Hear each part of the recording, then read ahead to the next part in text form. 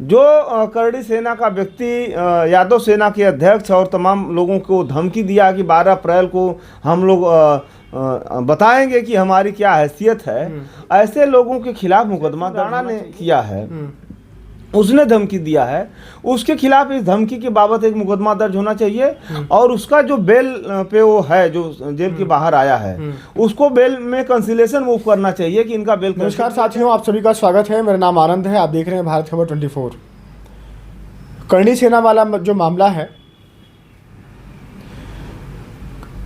Samajwadi party के राज्यसभा सांसद रामविलास सुमन के द्वारा दिया गया वो बयान राणा सांगा को गद्दार बताया गया है। उन्होंने कहा कि इतिहास में ये चीज़ें लिखी गई हैं। उसके बाद से करणी सेना ने बवाल काटा हुआ है।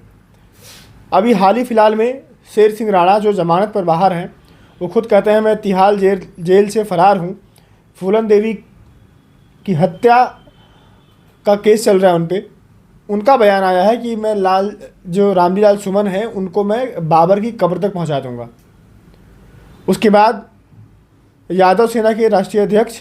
शिव कुमार यादव को जो फ़ोन कॉल पे धमकी आ रही है, दीपक सिंह नाम के शख्स जो पदाधिकारी बताते हैं अपने आप को करणी सेना का,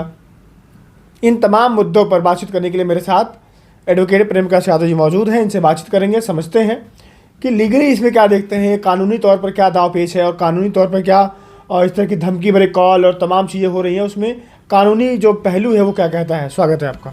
धन्यवाद। और सबसे पहले आपके चैनल को मैं और आपको बधाई दे रहा हूं कि आप लगातार सामाजिक न्याय के मुद्दे को उठा रहे हैं। जहां तक करड़ी सेना की बात है, करड़ी सेना को मैं as a wing of RSS, as a wing of Bhajpa मानता हूं और यह मैं मानता हूं कि ये राज्य प्रायोजित और सरकार प्रायोजित हिंसा है और इसमें सरकार, करड़ी सेना का जितना योगदान इसमें कहा जाए उससे ज़्यादा मैं सरकार का योगदान मानता हूं कि ये सरकार के संरक्षण में इस प्रकार की घटनाएं हो रही हैं। आपने देखा होगा कि जिस दिन आगरा में भाजपा समाजवादी पार्टी के सांसद के परिवार और उनके घर पर जो हमले हुए, उस समय आगरा में मुख्यमंत्री मौजूद थे।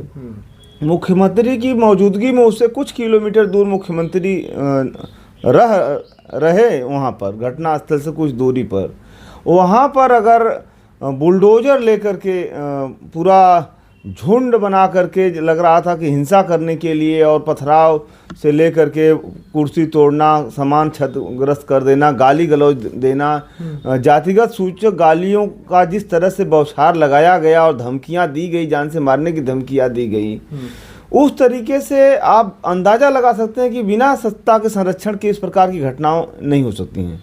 और एक तरफ जब कोई प्रदर्शन करने के लिए आपने देखा कि बीएचयू में कुछ बच्चे चर्चा करने के लिए बैठे थे, उनको जेल के सलाखों के पीछे भेज दिया गया।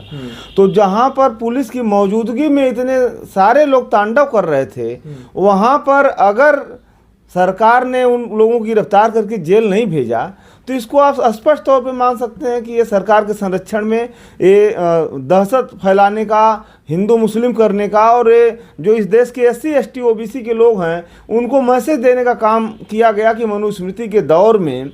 आपकी स्थिति यही है। आप अगर हक मांगेंगे, आप अगर हमारे जो मनुस्मृति लागू करने का जो हम सिलसिला जारी किए हुए हैं उस दिशा में लगातार आगे बढ़ रहे हैं, उसमें और अवरोध उत्पन्न करेंगे तो आपका यही हश्र होगा। आप चाहे सांसद हो, चाहे विधायक हो या किसी भी पद पर रहें, आपका हश्र यही, अगर आप SC ST हैं या OBC हैं तो आपका यही हश्र होने वाला है।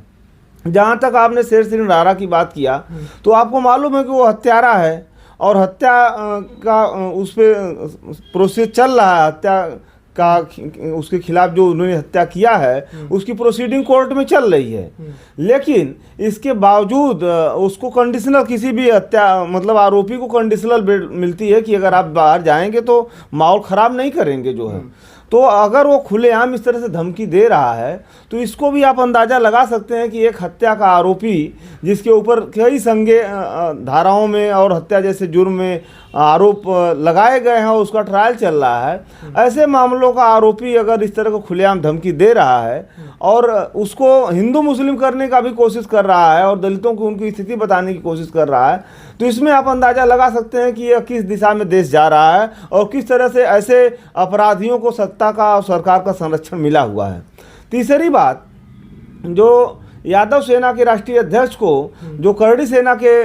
तथाकथित व्यक्ति द्वारा धमकी दी गई है, जान से मारने की धमकी दी गई है, उनको पूरे यादवों को चैलेंज करने की बात की गई है, तो ये सरकार का प्रयोजन है। जो है सरकार ये 2-3 एंगल से इस देश में और खास करके उत्तर प्रदेश में चीज़ों को अपना एजेंडा सेट करना चाहती है। एक तो सरकार चाहती है कि इस देश में खास करके उत्तर प्रदेश में यादव और मुस्लिम को टारगेट कर रही है कि जैसे भी ये औरंगजेब वाला उन्होंने मसला लाया और इस मसले के माध्यम से हिंदू मुस्लिम करने का, और अभी वक्फ बोर्ड का आप देख रहे हैं पूरा चर्चा सदन में उन्होंने पास भी कर दिया बहुमत के आधार पर, जो कि गैर कानूनी और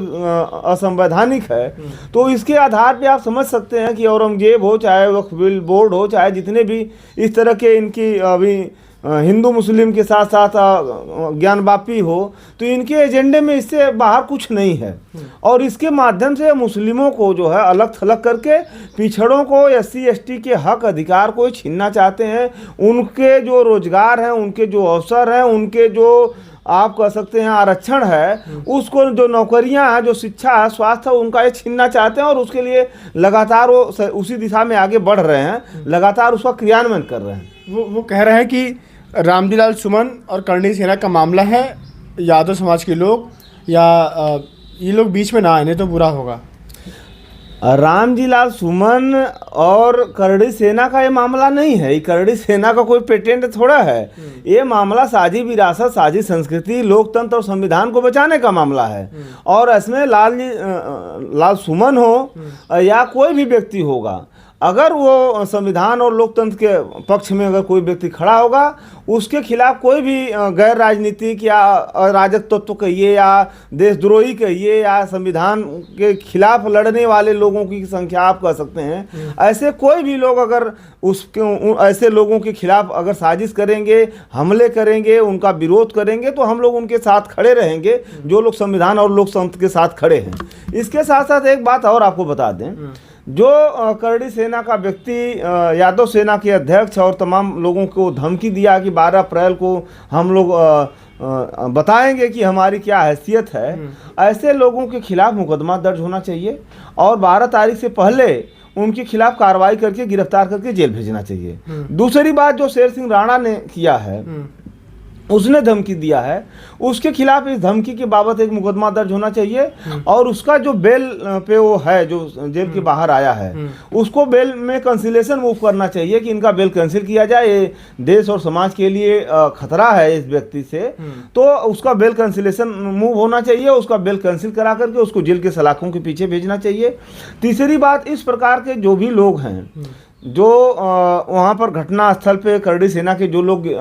इस प्रकार का कृत्य किए हैं, तमाम सोशल मीडिया पे कमेंट्स कर रहे हैं, धमकी दे रहे हैं, ऐसे सारे लोगों के खिलाफ मुकदमा दर्ज होना चाहिए। और उस दिन घटना स्थल पर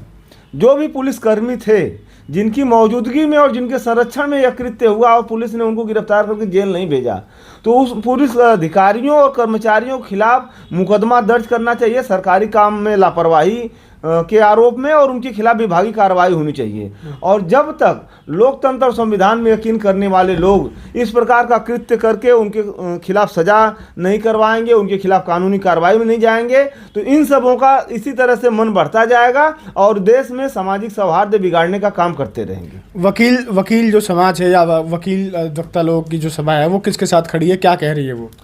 पूरा देश का जो भी अधिवक्ता संविधान और लोकतंत्र में यकीन करता है,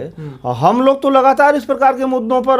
लगातार बोल रहे हैं, लगातार लिख रहे हैं, लगातार पढ़ रहे हैं और लगातार ऐसे लोगों की मदद के लिए खड़े रहते हैं। अभी आपने देखा कि राजू दास ने मान्यवर मुलायम सिंह यादव के खिलाफ अभद्र टिप्पणी किया, उसके खिलाफ हम लोगों ने मुकदमा दर्ज करवाया। तो मैं और भी लोगों से, जो भी लोकतंत्र और संविधान में यकीन करने वाले लोग हैं, जो भी चाहते हैं साझी संस्कृति और साझी विरासत बची रहे, ऐसे सारे लोगों से अपील करता हूं कि आप लोग इस प्रकार के मुहिम में लोकतंत्र और संविधान को बचाने के लिए, सामाजिक न्याय के लिए आप लोग जो है ऐसे लोगों के खिलाफ मुकदमा दर्ज कराइए। और कहीं पर भी आपको कोई मदद करने के लिए नहीं मिलता है, तो मैं ऐसे सारे लोगों से अपील करता हूं कि आप हमसे संपर्क करिए। मैं आपकी पूरे प्रदेश में कहीं पर भी इस प्रकार को कानूनी मदद की जरूरत होगी तो मैं निःशुल्क और अनिवार्य रूप से ऐसे लोगों की कानूनी मदद करूंगा जो संविधान और लोकतंत्र के पक्ष में खड़े हैं हैं और उनसे मैं कोई फीस नहीं लूंगा और कोई फीस इस प्रकार के मसले में मैं लेता भी नहीं हूँ।